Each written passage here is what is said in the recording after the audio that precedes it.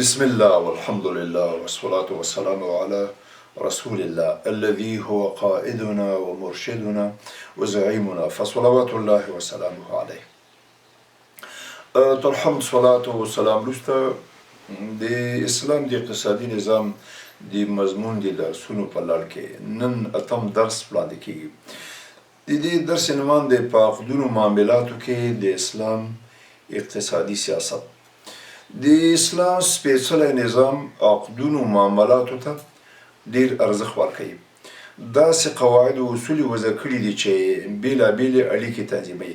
برابره خبره ده چې د بشر اړیکه له خپل رب سره وي، که له خپل ځان سره، که له نورو افرادو، ټولنو او ملتونو او دولتونو سره. د اسلامي شریعت په قانوني اصطلاح کې دغې برخې ته معاملات وایي. دا چې انسان اجتماعي مخلوق دی، خپلې اړتیاوې په خپله نسي پوره کولی، بلکې د نورو خلکو په وسیله به اړتیاوې بشپړېږي. د دغو اړتیاوو بشپړېدل د یو تړون په بنسټ صورت مومي چې همدغه تړون عقد بللی سي. د دغه درس مقاصد او اهداف: عقدونه، د بیې ارکان او شرطونه، د بیې ډولونه، د سلم عقد او د اجارې د عقد توضیح او تشریح دی. تر ټولو د مخه د عقد لغوي پیژندنه. عقد د یو شي دواړه اړخونه یو ځای کول او سره تړل عقد بلل کېږي. په همدې توګه د یو شي په استحکام او تقویې هم اطلاق کېږي. لیکن زموږ علما عقد په اصطلاح کې د دوو تنو د تصمیم ترمن اړیکې تنظیمولو ته وایي. دواړه لوري مکلف دي چې د تړون التزام وکړي. لکه بیه، په ځینو وختونو کې التزام د یو تن په عزم او قصد سره سرته رسېږي. د مثال په توګه طلاق او داسې نور. اوس په دې برخه کې موږ بیه تعریفو. د بیې تعریف، مشروعیت او د بیې ارکان. انسان خپلې اړتیاوې په خپله نسي پوره کولی. د انساني استعدادونو په بیلتون کې الله تعالی همدغه حکمت ایښی دی چې انسان یو بل ته په کار راسي. که داسې نه وای بیا بشري تمدن بقا نسوه موندلی. نو له همدغه امله خلک خپلې اړتیاوې په مارکېټ کې پوره کوي. هلته بیه او د اجناسو تبادله صورت نیسي. په عربي ژبه کې بیه د یو شي په مقابل کې د بل شي مقابلې ته وایي، چې یو ته مبیعه او بل ته ثمن یعنی قیمت وایي. په فقهي اصطلاح کې د بیې تعریف د مال تملیک دی په مال سره، د دواړو لورو په خوښې سره. البته د شراء اخیستلو تعریف زموږ علما داسې کوي: په ملکیت کې په عوض سره د یو شي لاسته راوړل دي. مشروعیت په قرآن کریم، نبوي سنتو او د امت په اتفاق سره ثابت دی. کلام الله مجید کې الهي فرمان دی. الله تعالی فرمایي: وأحل الله البيع وحرم الربا. الله تعالی بیه روا ګرځولې ده او سود حرام کړی دی. په یو نبوي فرمان کې داسې راغلی دی. نبی صلی الله علیه وسلم فرمایي: افضل الکسب بیع مبرور وعمل الرجل بیده. غوره کسب او کار سپېڅلې بیه او په خپل لاس کار کول دي. په دغه نبوي مبارک حدیث کې د سپېڅلې بیې ذکر راغلی دی. سپېڅلې بیه هغه ده چې خیانت، دوکه او غولولو معصیت پکې نه وي. همدارنګه د ټول امت په اتفاق سره بیه روا کار او د ملکیت د اسبابو د جملې څخه ده. اوس په دې باندې بحث کوو چې د بیې ارکان، چې د بیې ټول نظام، ټول سیستم پې ولاړ ده، نو دا کوم شیان دي؟ بیه شپږ ارکان لري. اول صیغه، ایجاب و قبول، او دویم عاقدان یعنی بای و مشتری، او دریم معقود علیه، جنس و قیمت. نو دا هر یو دو دي، نو شپږ جوړیږي. دغه هر یو رکن احکام او شرطونه لري چې تفصیل دا دی. اول صیغه. هر هغه وینا چې د دواړو رضا او خوښي پې څرګندېږي. برابره خبره ده چې په وینا استازي او لیک سره وي. بل راکړه ورکړه په دې توګه چې د یو شي نرخ معلومي، له وینا څخه پرته تبادله صورت ونیسي. د ایجاب و قبول د مجلس وحدت هم اړین دی. د ایجاب و قبول ترمن عدم جلاتوب هم مهم دی. د متعاقدینو د یو بل د اواز اوریدل دا هم مهم دی. بل چې دی په بیه کې عاقدین بایع او مشتری خرڅونکی او اخیستونکی په بایع او مشتری کې دغه شرطونه باید په نظر کې ونیول شي چې دواړه د تمیز یعنی عقل او بلوغ خاوندان وي. دویمه دا ده چې عاقد به د اختیار څښتني په معقود علیه جنس او قیمت کې دا شرط ده چې دواړه جنس او قیمت به پاکي چې د نفع شرعي وړتیا به ولري. نو په دې اساس د حشراتو بیه صحیح نه ده. مبیع باید د بایع په ملکیت کې وي. څلورمه دا ده چې د تسلیمېدو وړتیا ولري. مبیع به هم معلومه او نرخ به هم معلومه چې بیه به موقته نه وي لکه یو کال او دوه پورې. د بیې ډولونه بیه د تبادلې په حیث څلور ډولونه لري. مطلقه بیه لکه په نغدو د یو جنس خرڅول. د سلم بیه دغه مبادله د دین دی په عین سره او یا د یو شي خرڅون وي په نیټې په معجل نرخ سره. دریم چې دی د صرف بیه ده د نغدو پیسو خرڅونو تبادله چې لاندې شرطونه لري. د بیلتون د دواړو افرادو بیلتون د مخه د پیسو قبض. د جنس د اتحاد په صورت کې تماثل معنا ده چې زیادت او نقصان پکې جایز نه دی. افغاني په افغاني نو برابر په برابر چې تبادله وي په دې کې کمای زیاتې جایز نه دی. وړي او غټې په دې کې اعتبار نه لري. په عقد کې فوریت چې نیټه پکې وي چې نیټه پکې نه وي که چېرته د دغو شرطونو څخه یو هم پاتې سي د صرف بیه صرافي فاسده وګرځېده.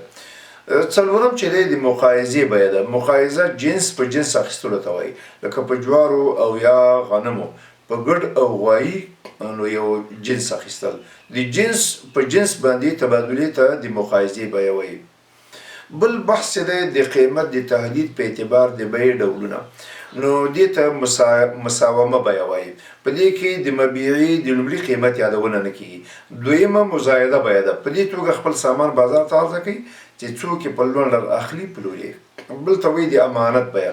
دې ته د امانت بیه ځکه وایي چې په دې کې بایع د خپل راس المال د امانت خبر ورکوي او دا درې ډولونه لري. اول د مرابحې بیه. بایع لومړی نرخ وایي او د نرخ سره سره بیا وایي چې دومره ګټمه نو دا مشخص کوي چې په دومره مې اخیستی او دومره یې په ګټه خرڅوم. بل چې دی د تولې بیه له زیادت او نقصان نه پرته په خپل اصلي نرخ د مبیعي خرڅول. دې ته د تولې بیه وایي چې په کوم نرخ ته اخیستی دی چې په همدغه نرخ یې ته دوباره خرڅ کړې. دې ته تولې وایي. بل ته وایي وضیعه بیه چې له خپل اصلي نرخ نه په ټیټه بیه باندې ته خپل جنس خرڅ کړې. ځینو وختونو کې یو چا پیسو ته ضرورت وي نو له خپل اصلي نرخ نه په ټیټ قیمت خرڅوي. د بیې ویش د قیمت د سپارلو په اعتبار. لاس په لاس بیه چې قیمت تادیه سي او جنس واخیستل سي. نسیه بیه چې جنس ترلاسه او پیسې په نیټه وي دا هم جایز دی. د مبیعي تاجیل چې قیمت وسپاري او مبیعه وروسته ترلاسه کړي لکه د سلم او استثنا بیه. استثنا دا معنا چې موږ او تاسې څپلۍ جوړو یا یو بل شی جوړو جامې جوړو نو قیمت مخکې ورکړو خو هغه شی بیا وروسته ترلاسه کوو. په همدې توګه د سلم په بیه کې چې موږ او تاسې غنم لا ولاړي او غنم واخلو نو پیسې مخکې قیمت تسلیموو او بیا جنس یو میاس یا یو نیمه میاس وروسته موږ او تاسې ترلاسه کوو. نو دې ته د سلم بیه وایي. مؤجل العوضین بیه لکه د پور بیه په پور باندې دا جواز نه لري. نو دا جواز نشته. د شرعي حکم په اعتبار باندې د بیې ډولونه. د شرعي حکم په اعتبار بیه ګڼ ډولونه لري. نو تفصیل دا دی. منعقده بیه چې د دې په مقابل کې باطله بیه راځي او دویم صحیح بیه چې په مقابل کې فاسده بیه راځي او دریم نافذه بیه چې په مقابل کې موقوفه بیه راځي او څلورم لازمه بیه چې په مقابل کې غیر لازمه راځي. تفصیل دا دی. منعقده صحیح لازمه بیه هغه ده چې په اصل او وصف دواړو کې روا او د بل چا حق ورپورې مربوط نه وي او نه هم پکې خیار نه وي. د دې حکم دا ده چې دغه بیه ثابته ده. غیر لازمه بیه هغه ده چې خیار پکې وي نو دې ته خيار دا معنا چې یو سړی یو شی واخلي او ووایي چې 2 ورځو پورې به زه فکر کوم نو که خوښ مې څه نو خیر و خلاصه که خوښ مې نه څه نو زه به یې تا ته بېرته سپارم دې ته وایي د خيار بیه. بل چې دی موقوفه بیه ده. موقوفه بیه هغه ده چې د بل چا حق پورې نښتی لکه د بل چا سامان د هغه له اجازې پرته خرڅول نو که هغې اجازه وکړه نو بیه به روانه سي او که اجازه یې ونه کړه نو د هغه ته اجازې پورې نو بیه موقوفه ده. بل باطله بیه ده. باطله بیه هغه ده چې اصلا جایزه نه وي لکه د نجس شي خرڅول او د غیر موجود شي خرڅول او یا یو شی چې تسلیمولو سپارل مشتری ته سختي. 5مه فاسده بیه ده. دا فاسده بیه هغه ده چې په وصف کې جهالت وي لکه د نامعلوم کور او موټر یا سامان خرڅول. د ځینو شرعي عقدونو نمونې اول د سلم عقد. په یقیني توګه اسلام ځینې تړونونه تنظیم کړي دي احکام یې ورته څرګند کړي دي. د دغو تړونونو له جملې نه اول د سلم عقد دی. د سلم شرعي معنا د نیټه لرونکي شي خرڅون او په سملاسي توګه د قیمت له سپارلو څخه عبارت ده. یعنې دا چې اخیستونکی د سامان قیمت په سملاسي توګه سپاري او سامان به تر ټاکلې نیټې وروسته مشتری ته ورکوي خو د سامان موجوده قیمت به په نسبي توګه لګي. د سلم مشروعیت او جواز. سلم د امت په اتفاق سره په هغه مال کې جایز دی چې پیمانه او تول کېدی سي. په دې هکله د ابن عباس حدیث دی. هغه وایي چې پیغمبر صلی الله علیه وسلم د مهاجر په توګه مدینې منورې ته تشریف راوړ. په داسې حال کې چې خلکو په میوو خرماو کې 1 کال 2 3 کلونو پورې سلام کاوه. رسول الله د اسلامي ریاست د بنسټګر په حیث فرمان صادر کړ او ویل څوک چې په خرماو کې سلام کوي نو په معلومه پیمانه ټاکلي وزن ته معلومې نیټې پورې دی کوي. همدارنګه له حضرت ابن ابي اوفا رضی الله عنه څخه روایت دی. هغه وایي چې موږ به د پیغمبر صلی الله علیه وسلم په زمانه د ابوبکر صدیق او عمر رضی الله عنه د خلافت په دوره کې په غنمو او وربشو او د ممیزو په معلومه پیمانه تر ټاکلې نیټې پورې سلام کاوه.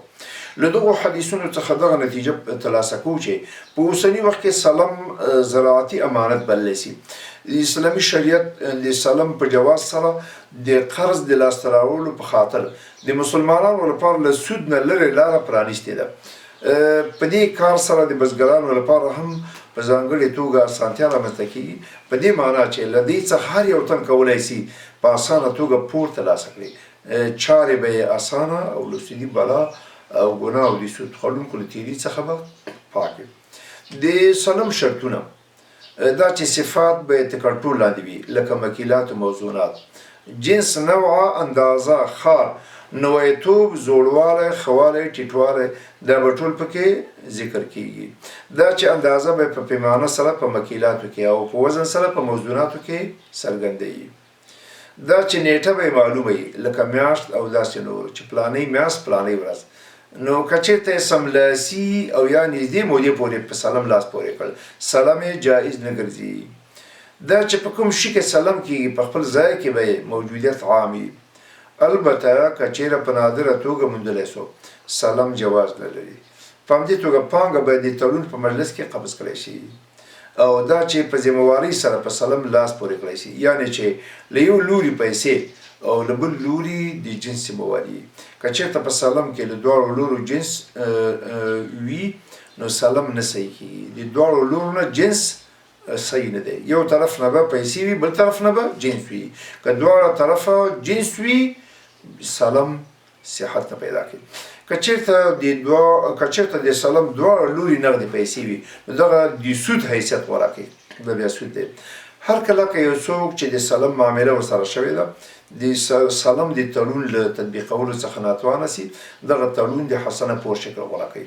په هغه اندازه پیسې به بیرته ورکوي چې څومره یې ورڅخه اخیستې وي. بل د اجارې تړون دی. دغه د دوو لورو ترمنځ یو تړون دی چې یو لوری منافع او بل لوری کرایه سپاري چې 3 شرطونه لري. اول د منفعت معرفت معنا دا چې دا منفعت به جایز وي. نو په دې اساس د زنا موسیقي او یا د سیل او د سرود او د شراب خانو قمازۍ لپاره په کرایه نیول جواز نه لري. د اجرت معرفت د میاشتې کرایه او د میاشتې خدمت چې هغه کار ورته مشخص کړي. د اجارې ډولونه د عین اجاره معنا دا چې یو شخص یو شي منافع په کرایه ورکوي او اصل شی د څښتن وي لکه کور ځمکه باغ سرای په اجاره ورکول. نو اصل د دې جنس ملکیت د څښتن دی خو څښتن منافع خرڅوي. اجیر مشترک دغه په یو معین شي د ګټې اخیستلو نوم تړون دی چې صفات به ټاکلي لکه د جامو ګنډل او یا د سامان ترمیم. نو دې ته اجیر مشترک وایي. دغه اجیری چې تا ته مزدوري کوي او تا ته کار کوي نو یوازې ستا دپاره نه ده بلکې د ګڼو خلکو دپاره خپل خدمات وړاندې کوي. په همدې باندې اکتفا کوو. وأقول قولي هذا أستغفر الله لي ولكم والسلام عليكم ورحمة الله وبركاته.